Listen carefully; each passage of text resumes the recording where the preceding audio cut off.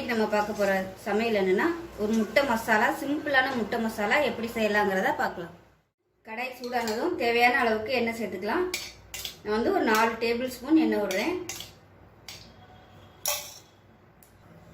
எண்ணெய் சூடானதும் 1 டீஸ்பூன் கடுகு சேர்த்துக்கலாம், 1 டீஸ்பூன் ஜீரகம் சேர்த்துக்கலாம், 1 வரமிளகாய் சேர்த்துக்கலாம், கொஞ்சமாக கருவேப்பிலை சேர்த்துக்கலாம், 2 பச்சை மிளகாய் கீறிட்டு சேர்த்துக்கலாம், 4 பல் பூண்டு நச்சு வச்சதை சேர்த்துக்கலாம். இது எல்லாமே நல்லா வதங்கட்டும். பூண்டு பல் லேசாக வதங்கினதும் மீடியம் சைஸாக ஒரு 4 பெரிய வெங்காயம் நல்லா பொடியாக கட் பண்ணி வச்சுட்டு இதை சேர்த்துக்கலாம்.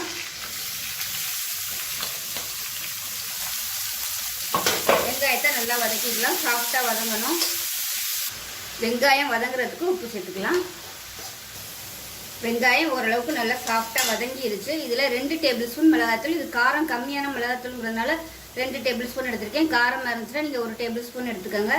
1/2 டேபிள் ஸ்பூன் தனியாத்தூள், 1/4 table spoon garam masala, 1/4 table spoon மஞ்சள் சேர்த்துக்கலாம். அடுப்பு வந்து மீடியமாக வச்சுட்டு நல்லா வதக்கி விட்டுக்கோங்க. போட்டிருக்க பொடியெல்லாம் கருகாமல் இருக்கிறதுக்காக ஒரு 2 டேபிள் ஸ்பூன் தண்ணி ஊற்றிக்கோங்க. ஊற்றிட்டு நல்லா கலந்து விட்டுட்டு மூடி வச்சிடலாம். நல்லா வேகட்டும், பச்சை வாசனை போக வேகணும்.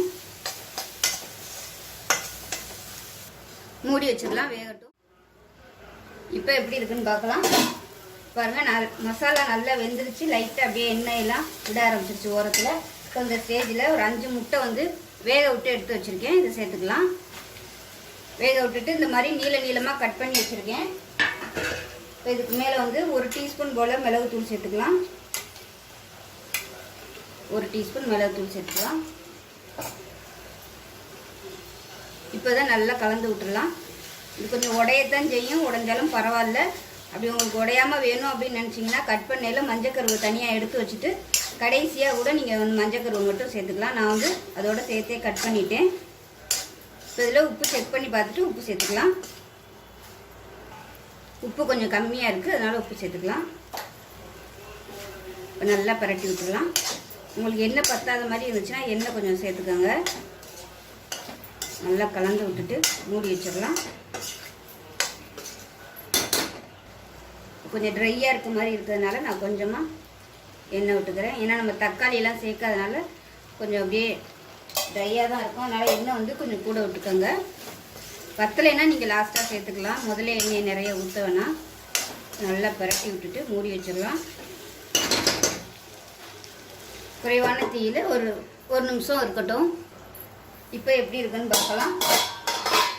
நல்லா 1 நிமிஷம் சிம்மில் விட்டாச்சு, அமர்த்திடலாம்.